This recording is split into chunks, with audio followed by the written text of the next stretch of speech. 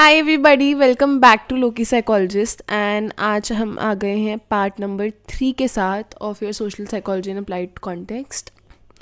हमने कवर कर लिया नेचर ऑफ अप्लाइड साइकोलॉजी क्या होता है, ओवरव्यू हम of participatory methods we have done. नहीं देखा तो मैं यहाँ पे प्लेलिस्ट का लिंक अटैच कर लूँगी, you can check it out. Today will be starting with intervention. It's again a very important topic. And intervention और केस स्टडी के जो क्वेश्चन आते हैं ना, वो most of the times it comes combined. ठीक है, इंटरवेंशन में हम लोग इवैल्यूएशन एज अ टॉपिक भी करेंगे, उसके types and all will do. So please take out your notebook and everything, जो तुम जैसे भी नोट्स बनाते हो, and make note side by side, because लिखोगे नहीं तो याद नहीं होंगी चीज़ें।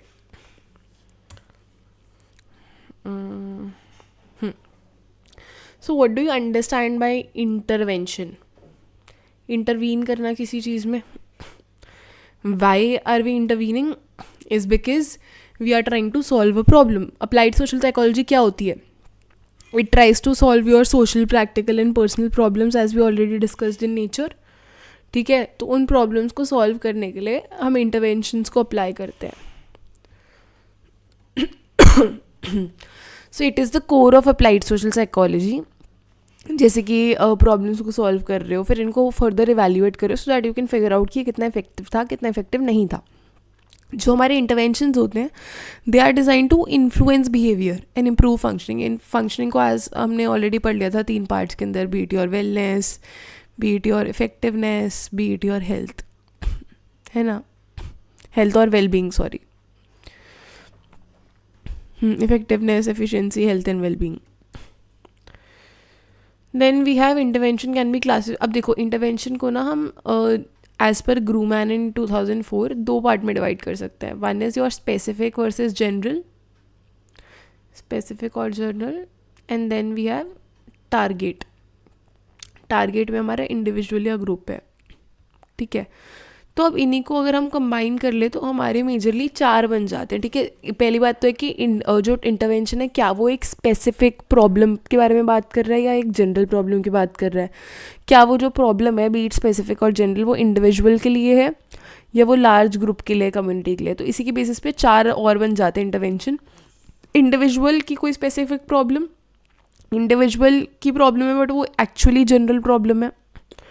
कम्युनिटी की एक स्पेसिफिक प्रॉब्लम है और कम्युनिटी की एक जनरल प्रॉब्लम है।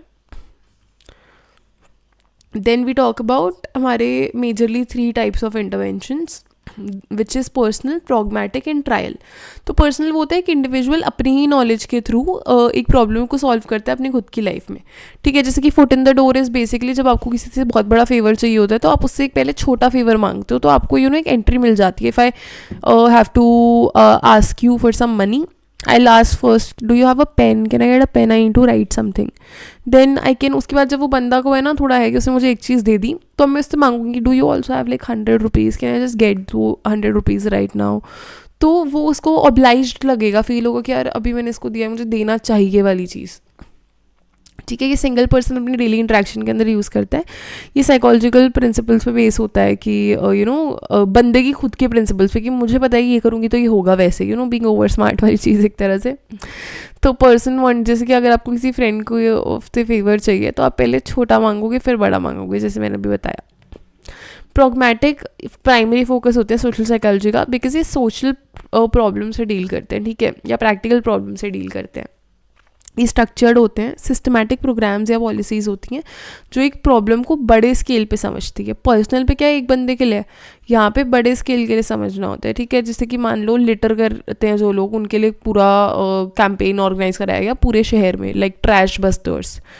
ठीक है, जैसे कि इसकी भी बहुत इंटरेस्टिंग की स्टडी है, तो पढ़ना है, स्नाइडर के अंदर दी हुई है। So it's more of a, जैसे ही बंदे ने किसने कचरा उठाया, then the person is calling trash busters, तो उससे वो एक हाइप क्रिएट करना लोगों में and all that. Then trial intervention और pilot programmes are the core of intervention. Okay, it's also a step of implementation का एक इंटरवेंशन के। ठीक है, तो ये एक तरह से टेस्ट रन होता है कि you do a pilot study to figure out कि ये चीज़ें एक्चुअली वर्क कर रही है या नहीं कर रही। पायलट स्टडीज़ बेसिकली, अगर आपका इंटरवेंशन का एक्चुअली एम 150 लोग हैं तो पहले आप उसको 25 लोग पे कंडक्ट करके देख रहे हो कि क्या जो मैंने डिज़ाइन करा है, is it working, am I getting something out of this, वो वाली चीज़। इम्प्लीमेंटेशन प्रोसेस को ही टेस्ट करना कि जैसे हम चाहते हैं क्या ये वैसे चल रहा है, नहीं चल रहा, कोई अगर प्रॉब्लम फ्लो आ रही है तो हम उसको कैसे फिक्स करें. तो it's basically more to evaluation के बेसिस पे आप पहले इवैल्यूएट करके देखते हो पायलट करके कि क्या ये वर्क करेगा या नहीं करेगा. Intervention is a very basic topic and I really like this topic. इस छोटू सा है. दिस कम्युनिटी तो trash busters, as I told you, it was a interesting case study. तो कम्युनिटी स्पेसिफिक इंटरवेंशन है जो साइकोलॉजी स्टूडेंट्स ने design करा था in the university of Ostrava चेक रिपब्लिक. ठीक है, क्रोनिक लिटरिंग प्रॉब्लम को टारगेट करने के लिए. तो 2 प्रिंसिपल्स पे बेस करा था. पहली बात तो नॉर्म्स को सेलिएंट करना, लोगों को बताना कि हाँ ये एक सोशल नॉर्म है, लिटर करना गंदी बात होती है, और एक मॉडल प्रोवाइड करना एक एंटी लिटरिंग बिहेवियर को दिखाने के लिए, करने के लिए. देन वी हैव इंटरवेंशन में हुआ गया कि लोगों ने यूनिफॉर्म्स पहनी हुई थी और खुद को वो ट्रैश बस्टर कहते थे. वो पार्क को पेट्रोल करते थे. जब वो लोगों को देखते थे वो एक विसल बनाते थे ज़ोर से एंड उनकी अटेंशन लेके बोलते थे ट्रैश बस्टर. फिर वो नियरेस्ट पीस ऑफ लिटर को उठाते थे और उसको कहीं भी वेस्ट बिन में डाल देते थे. I mean how interesting is that. ठीक है, imagine you are just going on a normal walk and there are some people who are dressed up in a uniform and जिस पे ट्रैश बस्टर लिखा हुआ है and यहाँ पे थोड़ा सा कचरा पड़ा हुआ है and you're just silently walking and this person shouts trash buster and then वो भागा तुम्हें देख के, उसने कचरा उठाया और डस्टबिन में डाल दिया. So honestly it would be so shocking to see, but it would set a really good example कि हमें नहीं करना चाहिए, कचरा नहीं फैलाना चाहिए. एंड इन सब चीज़ों के बाद पता लगा कि पार्क जो था वो एक्चुअली थोड़ा क्लीन रहने लग गया था. Because I think after that people got the I don't think actually में हुआ था, पीपल गॉट दी एजुकेशन कि उन्होंने कि हाँ भाई कचरा फेंकना is not normal, we have to clean trash, it's our city, it's our place वाली चीज़. ठीक है, अगर हम इंटरवेंशन को डिज़ाइन करने की बात करते हैं तो it is a art. Okay, it's not a normal thing to do. It's an art of translating social psychological theory into practical strategy for change. तो जो आपकी हमने बेसिक SP की जो थ्योरीज होती हैं, बेसिक सोशल साइकोलॉजी की theories या मेथड्स, उन सबको आप कैसे यूज़ कर सकते हो एक प्रॉब्लम को फिक्स करने के लिए या एक चेंज लाने के लिए. ठीक है, करेक्ट प्रिंसिपल्स को यूज़ करना और उनको अपने प्रॉब्लम के हिसाब से टेलर कर लेना, अपने प्रॉब्लम के हिसाब से मॉडिफाई कर देना. अब अगर आप कोई भी डिज़ाइन प्रोसेस कर रहे हो तो आपको कंसिडर करना पड़ेगा कि मेरी पॉपुलेशन क्या है, क्या वो जनरल पब्लिक है या वो एट रिस्क वाला ग्रुप है. मेरी जो प्रोग्राम एक्टिविटीज़ हैं वो क्या है कि क्या चीज़ एक्चुअली होगी, और medium of delivery, how will intervention be delivered, किस तरीके से डिलीवर होगा, वर्कशॉप होगी, मास मीडिया होगा, काउंसलिंग के थ्रू होगा, इवेंट्स के थ्रू होगा, कैसे होगा. ठीक है. Another case study is a case study of hand washing in underserved community sorry. ये इंटरवेंशन जो था ये स्क्वाटर सेटलमेंट के अंदर कंडक्ट करा गया था गाना में, जहाँ पे डायरियल डिजीज़ से बहुत ज़्यादा चाइल्ड डेथ्स हो रही थी. तो इन्होंने वहाँ पे बहुत ज़्यादा हैंड वॉशिंग के, अच्छा it was a very controversial intervention. तो इसमें क्या था कि हैंड वॉशिंग के लिए फ्रीक्वेंसी बढ़ाने के लिए लोगों ने लिटरली एक दूसरे को शेम करना चालू कर दिया था.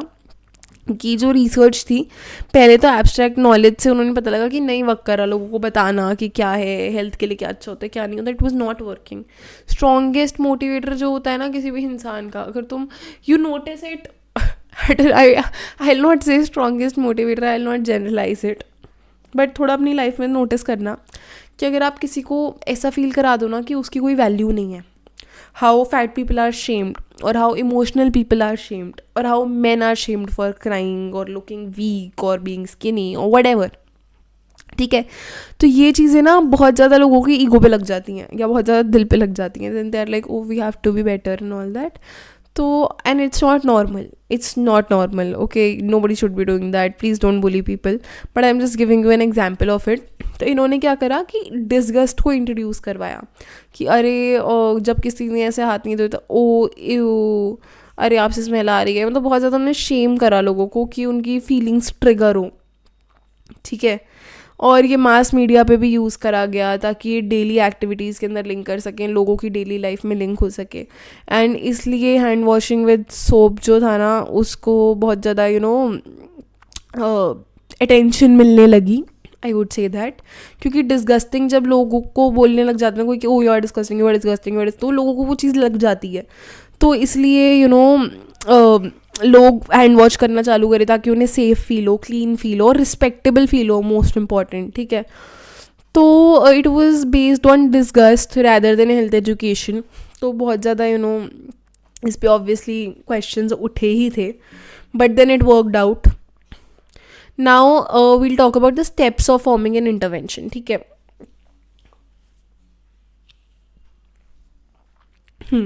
तो स्टेप 1 होता है. सो इसमें बेसिकली हमारे 5 स्टेप्स होते हैं. First is identifying a problem.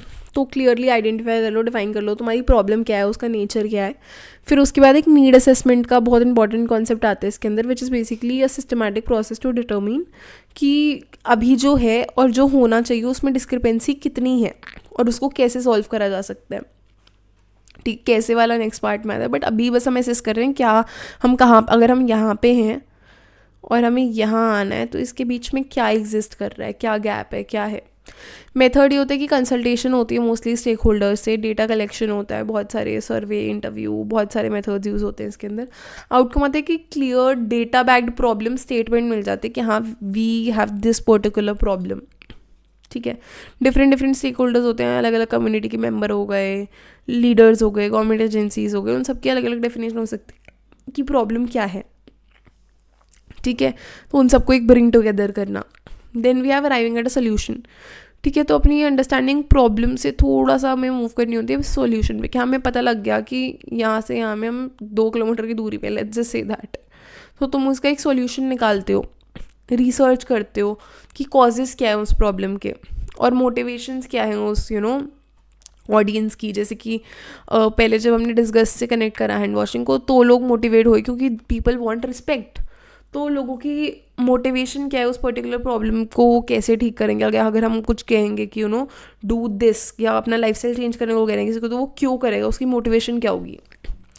फिर फैक्टर्स आइडेंटिफाई करो, विच is basically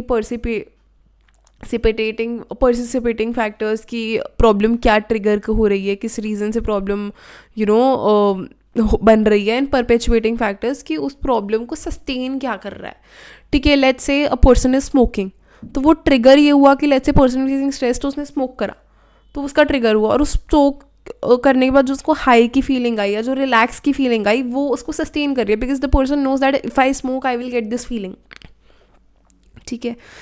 researchers review social psychological theories and past interventions की पहले पास्ट में क्या चीज़ें वर्क कर चुकी हैं, क्या चीज़ें वर्क नहीं कर रही है, so that they can better form किया अब उन्हें क्या इंट्रोड्यूस करवाना है, ठीक है. तो एक हाइपोथेसिस बनता है, उसके लिए थ्योरी ऑफ चेंज डेवलप होती है एंड एक रीज़न दिया जाता है कि क्यों ये ऐसे सॉल्व होगा. Next is setting goals and designing intervention. So goals is basically आप एक ब्लूप्रिंट बना रहे हो पूरे इंटरवेंशन का कि आप क्या कर रहे हो, कैसे कर रहे हो. गोल होते हैं जो ब्रॉड टर्म होता है, जो लॉन्ग टर्म चीज़ें होती हैं. एक जनरल स्टेटमेंट है कि अगर हाँ हमें ये चाहिए, मुझे कम्युनिटी हेल्थ इंप्रूव करनी है, कैसे करनी है, क्या करनी है, वो नहीं होता. ऑब्जेक्टिव जो होते हैं वो उसके एक कह लो ना, अगर ये गोल है तो इस गोल में से 15-20 ऑब्जेक्टिव ऐसे ऐसे निकलेंगे. स्पेसिफिक होते हैं, जो मेजरेबल होते हैं, जो अचीवेबल होते हैं, जो टाइम बाउंड होते हैं. सो इसको हम बेसिकली स्मार्ट कहते हैं, specific, measurable, achievable, relevant, time bound. जो हमें स्टेप्स जो हैं जो हमें गोल तक पहुंचने के लिए चाहिए. Then we have developing a programme logic model. एक विजुअल मॉडल बनाना है, फ्लो चार्ट बनाना, जो प्रोग्राम की एक्टिविटीज़ एंड हर चीज़ को short term objective and long term goal से लिंक करे कि वो कैसे कैसे क्या क्या चीज़ें होंगी. So it's like a blue print. तो ब्लू प्रिंट से तुम समझ जाओ कि एक ओवरव्यू होता है हर चीज़ का.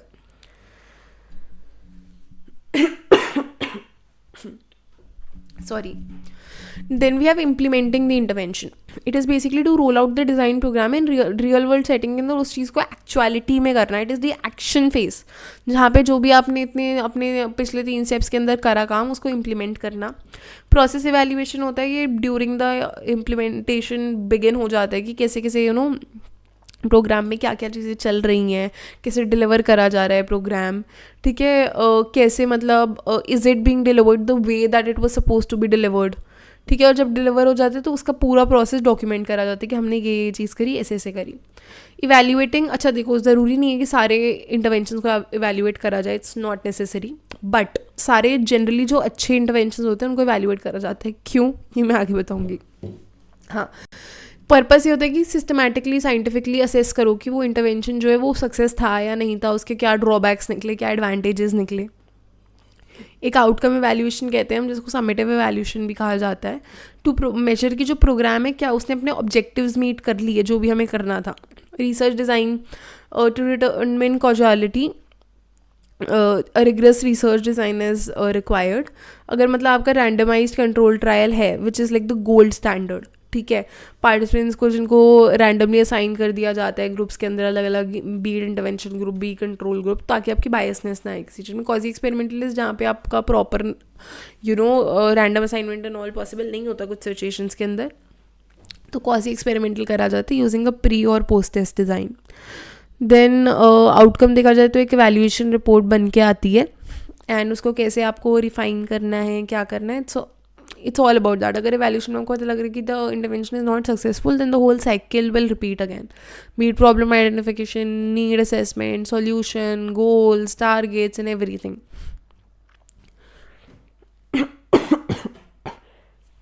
अब देखो, this is more or less अपना done. Intervention क्या होता है? Now we have a case study which is on participatory action research, ठीक है। तो पार्टिसिपेटरी एक्शन रिसर्च में तो मैं समझा चुकी हूँ पूरा क्या होता है, ठीक है। रिसर्चर का रोल भी मैं बता चुकी हूँ तुम्हें पूरा इसके अंदर। देखो, इसमें कम्युनिटी का रोल ये होता है कि कम्युनिटी मेंबर्स जो होते हैं वो को रिसर्चर्स होते हैं। आई थिंक मैंने गलत जगह पे अटैच कर दिया क्या, नहीं सॉरी, हाँ। सो एक PAR साइकिल होती है जिसके बारे में कर्ट लुईन ने बताया, ठीक है। PAR इज़ बेसिकली हमारा प्लानिंग, एक्शन एंड रिफ्लेक्शन। इसको बोला जाता है continuous spiral of research and action, जिसमें आप प्लान करते हो कि प्रॉब्लम क्या है क्या नहीं है, फिर उसमें एक्शन लेते हो, इम्प्लीमेंटेशन होती है, इंटरवेंशन आता है, फिर उसे इवैल्यूएट करा जाता है, एंड देन रिफ्लेक्शन होता है ग्रुप का, ठीक है। सो this is not very important, ये बस श्नाइडर में दी हुई थी तो मैंने ऐड कर दी है।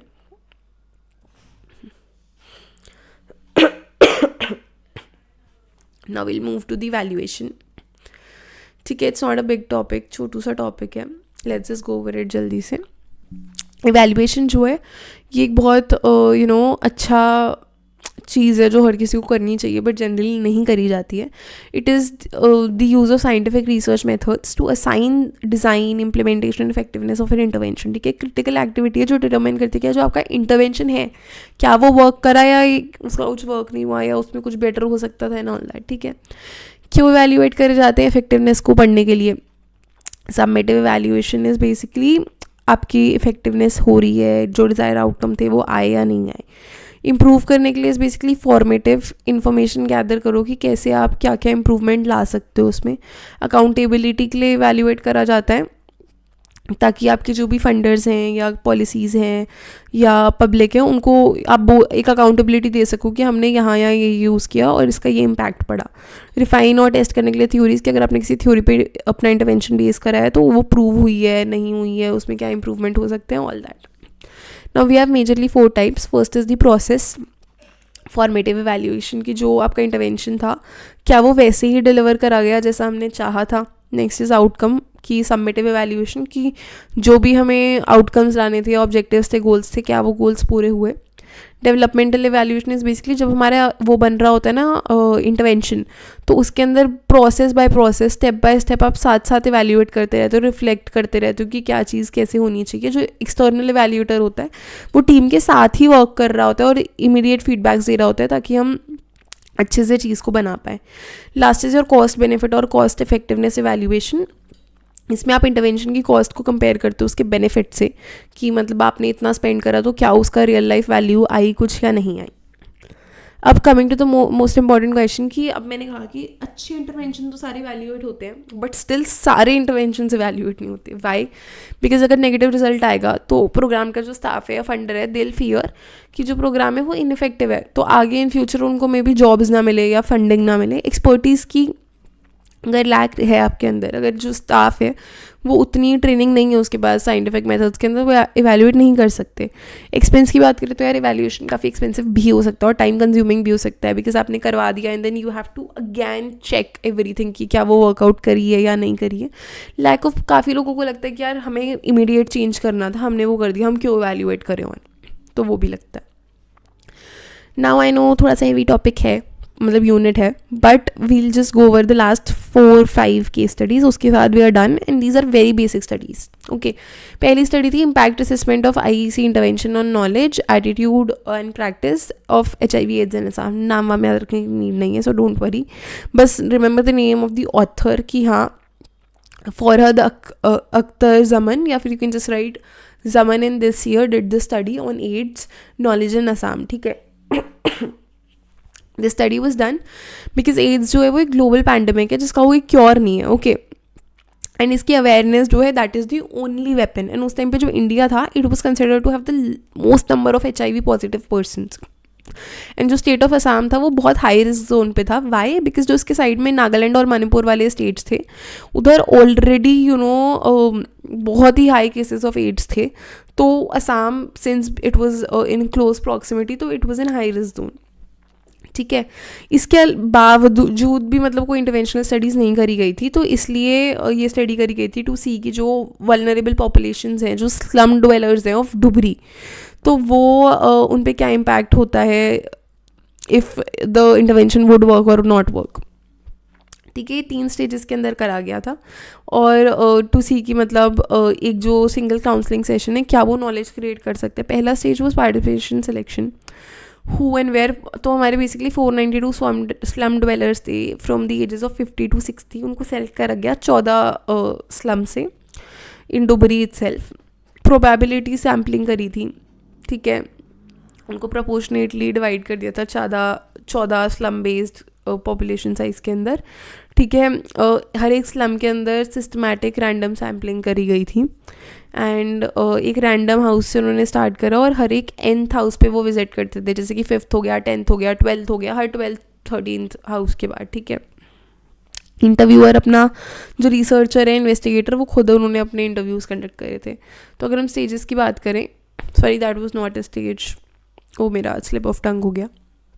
स्टेजेस की अगर हम बात करें तो 1 था बेसलाइन कि उनका ऑलरेडी क्या नॉलेज था उसको टेस्ट करना. Stage 2 was basically after the survey हर एक बंदे को इन्फॉर्मेशन, एजुकेशन और कम्युनिकेशन मिली थी, which is basically IEC, and it is considered as 1-on-1 उस टाइम पे उनके हिसाब से it was considered as the best way, because आप बंदे के साथ एक करके बैठ रहे हो and you are talking about it, you are giving them information, education, communication.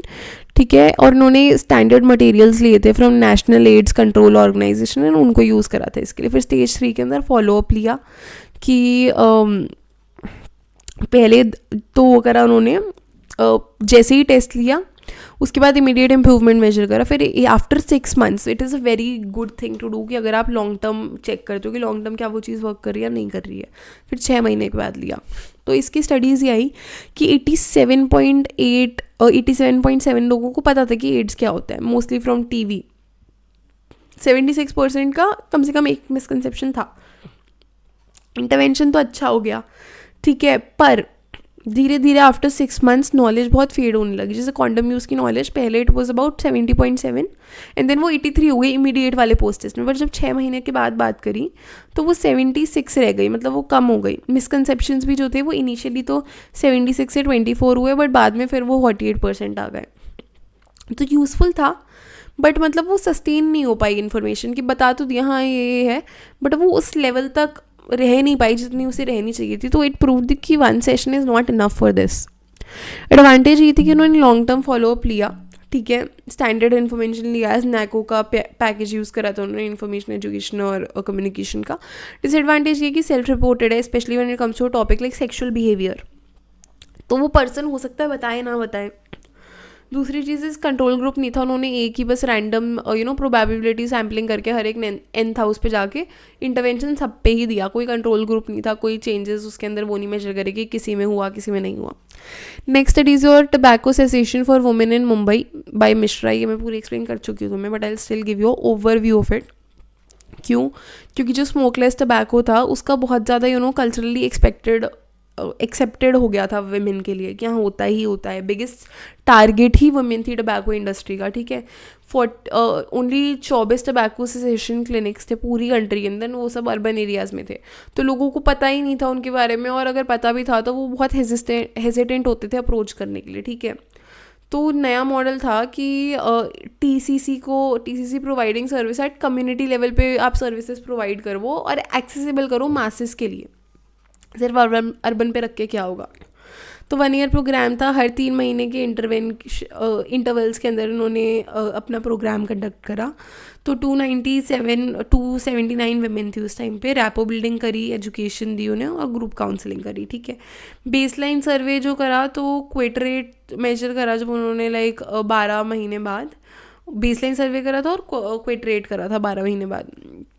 तो वेरी हाई एवरेज कंपाइलेंस थी 95.3% की, ठीक है। और फिर उसके बाद क्विट रेट की अगर हम बात करें तो प्रोग्राम का क्विट रेट वाज बेसिकली 33.5%, मतलब 33.5% वेमेन ने टबैको यूज़ बंद कर दिया था, ठीक है। रीज़न क्या थे इनके यूज़ करने के? इट वाज बेसिकली क्योंकि बहुत ज़्यादा नॉर्मलाइज कर दिया गया था इसको, and starting age was 17 only, okay. तो बहुत सारे वेमेन थी जो इवन प्रेगनेंसी के ड्यूरिंग भी टबैको कंज्यूम कर रही थी, which is basically 89.3% of women. तो उन्होंने कहा कि देखो बहुत ज़्यादा नीड है हमें रिपीटेड कॉन्टैक्ट काउंसलिंग की। तो हाई कंपाइल एडवांटेजेस की बात करें तो एक तो हाई कंपाइलेंस था कि रिटेंशन रेट था वो 95.3% था, which is a very big rate, ठीक है। फिर ये मॉडल जो है ये रेप्लिकेबल भी है क्योंकि आप हर जगह ये चीज़ मतलब प्रोग्राम्स इस्टेब्लिश कर सकते हो, कोई दिक्कत नहीं है इसमें। एंड 1 ईयर ड्यूरेशन थी तो रिपीटेड कॉन्टैक्ट रहा। पर अगर हम डिसएडवांटेज की बात करें तो अगैन सेल्फ रिपोर्टेड था और कोई कंट्रोल ग्रुप नहीं था इसमें। देन टबैको कंट्रोल फॉर, अब देखो पहले हमने क्या करा था वो मुंबई की वेमेन के लिए करा हमने, अब हम टीचर्स की बात करेंगे बिहार में। तो ये हमारे सोरसेन, पंडेकर और सिन्हा ने दिया था, एटेलिस बेसिकली और भी ऑथर्स थे वहाँ पे। And it was done because global tobacco burden जो था वो इंडिया जैसी कंट्रीज़ पे शिफ्ट होते जा रहा था क्योंकि हम डेवलपिंग कंट्रीज़ हैं और हमारे पास बहुत ज़्यादा रिसोर्सेज नहीं है टबैको कंट्रोल करने के लिए, ठीक है। और कुछ कल्चर पे भी डिपेंड करते हैं, जैसे इंडिया में quitting is not considered as a common practice, everybody is like don't quit sorry. So social norms बहुत कम है सब क्विटिंग को सपोर्ट करने के लिए। एंड 2000 के सर्वे ने फाइंड आउट कर दी कि 78% of the teachers in Bihar use tobacco. अब यार जो टीचर्स हैं वो ही तो रोल मॉडल्स होते हैं बच्चों का, तो उनको हम कैसे हेल्प करें टबैको कंट्रोल करने के लिए। तो जो हमारे 72 स्कूल्स थे बिहार के अंदर उनमें से टीचर्स को लिया गया था, रैंडम कंट्रोल्ड वो करा था, रैंडम कंट्रोल डिज़ाइन था उनका, रैंडम कंट्रोल ट्रायल डिज़ाइन। तो इसके अंदर क्या हुआ था कि 72 स्कूल्स जो थे उनको रैंडमली सेलेक्ट करा गया, देन उनको रैंडमली इंटरवेंशन और कंट्रोल ग्रुप के अंदर डिवाइड कर दिया गया। 7 महीने का प्रोग्राम था, इंटरवेंशन ग्रुप में वो दिया गया, कंट्रोल ग्रुप में नहीं दिया गया। तो आफ्टर 7 मंथ इंटरवेंशन में क्या होता है कि एक टबैको फ्री पॉलिसी को इम्प्लीमेंट कर दिया गया था स्कूल के अंदर, एंड उसके लिटरली वॉल्स पे पेंट कर दिया गया था, ठीक है। एक हेल्थ एजुकेटर था जो आता था मंथली ग्रुप्स के अंदर डिस्कशन करने के लिए, 7 महीने के लिए वो आया, और उन्होंने एक लीड टीचर को भी ट्रेन कर दिया कि वो 6-7 और एडिशनल सेशंस कंडक्ट करती जाए, डिस्कशंस कंडक्ट करते जाए, ठीक है। मेजरमेंट जो था वो एनोनिमस था कि सेल्फ एडमिनिस्टर्ड था, ठीक है। सबको टीचर्स को दिया गया था 3 पॉइंट के बेसिस पे, एक तो बेस लाइन था, एक इमीडिएटली आफ्टर प्रोग्राम था और एक 9 मंथ्स आफ्टर प्रोग्राम था। So their research design was actually very good because उन्होंने लॉन्ग टर्म फॉलोअप भी लिया, इन्होंने कंट्रोल और अपना वो भी लिया इंटरवेंशन ग्रुप अलग से, एक्सपेरिमेंट ग्रुप कह लो। फिर फाइंडिंग्स यही थी कि प्रोग्राम जो था बहुत फीजिबल था, ठीक है। इवन दो आपके इलेक्ट्रिसिटी के इशू जाते थे, रोड के इशू जाते थे, still 98% of the discussions were completed, ठीक है। क्विट रेट जो था वो बहुत ज़्यादा डिफरेंस था उसमें कि जैसे 50% ऑफ द इंटरवेंशन ग्रुप के अंदर वो था क्या बोलते हैं क्विट रेट था, और 15% था हमारा कंट्रोल ग्रुप के अंदर 30 दिन के बाद।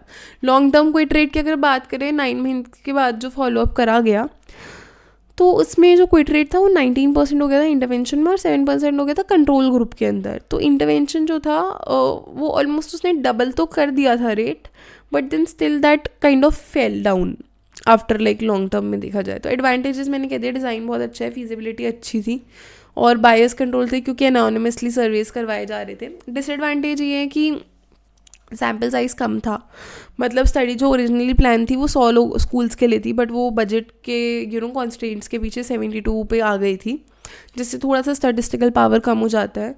एंड प्रेवलेंस उतनी नहीं थी क्योंकि उन्हें लगा था कि एटलीस्ट 78% लोग तो क्विट करेंगे, बट बेस लाइन में सिर्फ हमारा नो वेट 78% लोग यूज़ करते होंगे, बट बेस लाइन जो उन्होंने करा 2009 के अंदर, दे ओनली फाउंड 35% करते हैं. हो सकता है कि एक्चुअली डिक्रीज हो गया हो, और हो सकता है क्योंकि सेल्फ एडमिनिस्टर्ड था, एनोनिमस था, लोग बता ना रहे हो.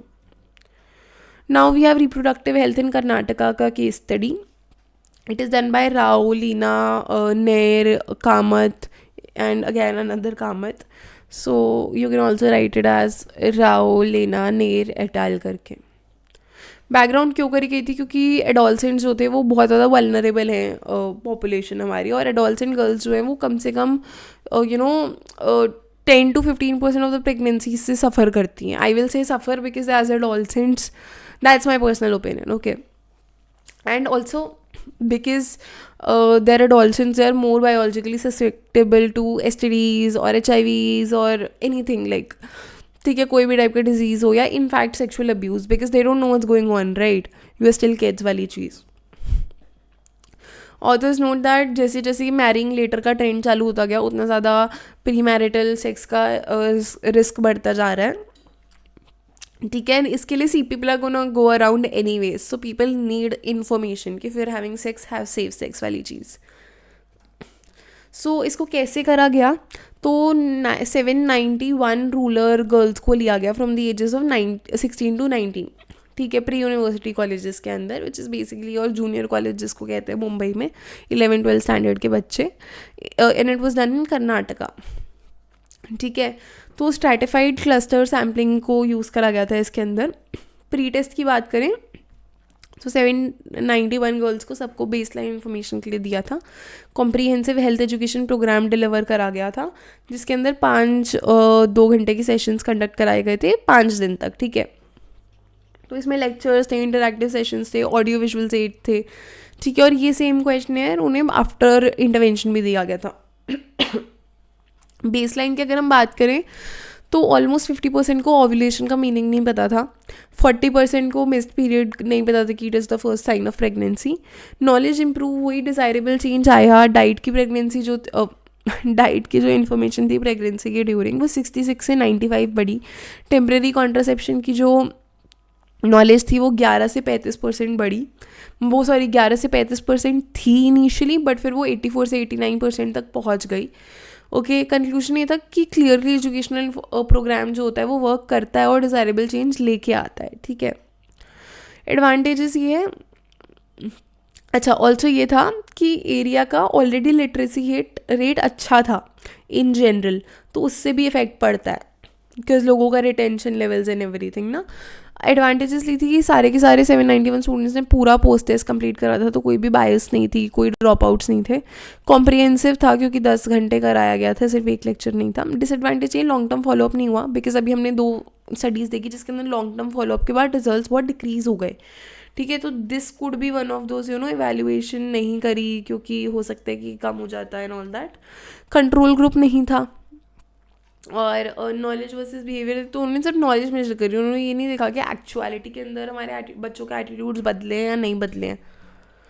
This is the last paper if I am not wrong. So community based approaches to open defecation. ठीक है. सो ऑथर्स इसमें नहीं दिए हुए थे कौन थे. तो अब देखो, open defecation is a massive public health crisis. In fact ये आज भी होता है. कितने तुम्हारे वो रूल्स आ गए हैं, still these things are happening. तो as of 2015 India was lead accounting for like the 59% of total people in the world practising OD. ठीक है. तो गवर्नमेंट ने जैसे स्वच्छ भारत मिशन लेके आई, उन्होंने कहा कि हाँ मैसिव सक्सेस हुआ, 96% लैट्रिन कवरेज हुआ.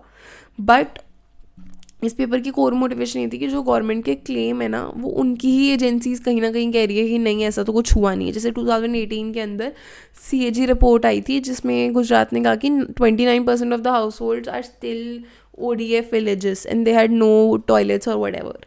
ठीक है. रियल प्रॉब्लम ये नहीं थी कि इंफ्रास्ट्रक्चर नहीं है, बट ये भी थी कि ये जो हैबिट्स थी ना, इन्हें बहुत सोशली एक्सेप्टेबल मान लिया गया था क्योंकि that was just the way of doing things for people, right. It's a review paper, तो इन्होंने कोई रिसर्च वगैरह नहीं करी थी, मतलब ऑन ग्राउंड जाके. तो बाकी बहुत सारी रिसर्च इसको कंबाइन करके एक रिव्यू पेपर बनता है. गवर्नमेंट पॉलिसीज़ जो थी वो टॉप डाउन थी, जैसे सब्सिडी देना, बट प्रॉब्लम जो थी वो बॉटम अप थी, लोगों के एटीट्यूड से लिंक थी वो, तो उन्हें उस वे में अप्रोच करना चाहिए था, ठीक है। डिमांड ड्रिवन को अप्रोच लेनी चाहिए थी, and the author's called it community lead total sanitation, जो लोग खुद कर रहे हैं, लोगों को समझ आ रहा है, लोगों को टारगेट करना था उन्हें, ठीक है। उसके अंदर कहा कि सब्सिडीज़ वगैरह नहीं दी जाती, इंस्टेड ऑफ एलिसिटेटर जो होता है वो ट्रिगर टूल्स को यूज़ करता है, जैसे कि कम्युनिटी मैपिंग हो गई, एक मतलब स्ट्रॉन्ग कलेक्टिव इमोशन बनाना डिस्गस्ट के या शेम के या एम्बेरसमेंट की, जैसे कि पहले उस स्टडी के अंदर हुआ था दूसरी वाली, ठीक है, अबाउट हैंड वॉशिंग जो स्टडी थी ना, ठीक है। तो इससे क्या होगा, कम्युनिटी वाइड एक डिज़ायर फॉर चेंज क्रिएट होगा कि अच्छा this is bad, we are not suppose to do OD and all that. अब एविडेंस की बात करें तो ऐसी चीज़ें जैसे महाराष्ट्र में करी गई थी, तो जैसे कि वहाँ पे 1.6 मिलियन सब्सिडाइज टॉयलेट बनाए गए थे और उससे ज़ीरो ओडीएफ हुआ, ठीक है। एंड ये जो अप्रोच थी CLTS की, it led to over 3800 ODF villages, ठीक है। बट इसके अंदर वही है कि जो वन साइज फिट्स ऑल वाला सॉल्यूशन नहीं हो सकता, बिकॉज इट्स अ प्रॉब्लम जो कि लोगों के माइंड में भी है और जो कि में भी इंफ्रास्ट्रक्चर नहीं है उसके पीछे भी है। So there could have been like multiple methods use to do this, triangulation कर सकते थे, that would have been better, ठीक है। अब देखो एडवांटेजेस हैं कि बिहेवियर को टारगेट करता है, सोशल एक्सेप्टेंस को एड्रेस कर रहा है, ओनरशिप क्रिएट करने के लिए कह रहा है कि आप सब्सिडी मत प्रोवाइड करो, लोगों को समझाओ कि ये चीज़ ऐसी होनी चाहिए। डिसएडवांटेजेस ये हैं कि बहुत शेमिंग टैक्टिक्स वाला चीज़ काफ़ी क्रिटिसाइज्ड है, एंड रिस्क ऑफ ये चीज़ें ना ऑथर्स ने खुद लिखी है, एक्सप्लिसिटली स्टेटेड, मैंने इसलिए मेंशन करा है, अपने पेपर में खुद लिखी हुई है उन्होंने। बाकी जो डिसएडवांटेजेस थी वो after reviewing the paper and all निकली थी बाकी पेपर्स के अंदर।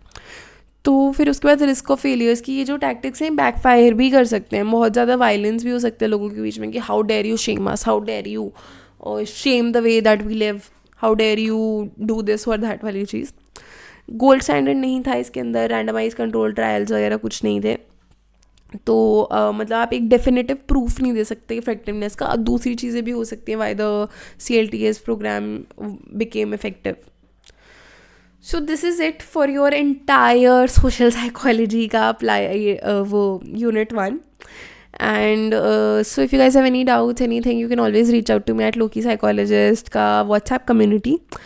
मेरे को तुम इंस्टाग्राम पे भी DM कर सकते हो if you need any help, but मैं तुम्हें फिर व्हाट्सएप का ही लिंक भेजूंगी, तो इट्स प्रेफर्ड कि तुम मुझे वहाँ पे बता दो, मतलब I will share the notes and everything वहाँ पे। बाकी कोई डाउट्स हो तो मुझे you comment on the YouTube video, because WhatsApp पे भी मैसेजेस स्किप हो जाते हैं। So join my community, I will share all the resources, B it your Schneider हो गई, फिस्चर हो गई, इन सब की मैंने हाईलाइट करा हुआ है, मैं वो सारी की सारी रीडिंग्स तुम्हें भेज दूँगी, एंड मतलब मैं कम्युनिटी में भेजती रहती हूँ। If you have any questions anything please do reach out on comments, YouTube पे मुझे बता दो कोई टॉपिक समझ नहीं आ रहा या कुछ तुम्हें लग रहा है कि हमें कॉलेज में बताया गया था और मैं वो मिस आउट कर रही हूँ कोई चीज़, तो do let me know about that. एक बार पूरा सिलेबस हो जाए तो हम PYQs भी डिस्कस करेंगे। अभी next will be starting with social psychology का यूनिट 2, एंड इसके बाद मैं DOPT करवाऊँगी, ठीक है। So bye bye guys, take care, thank you for watching.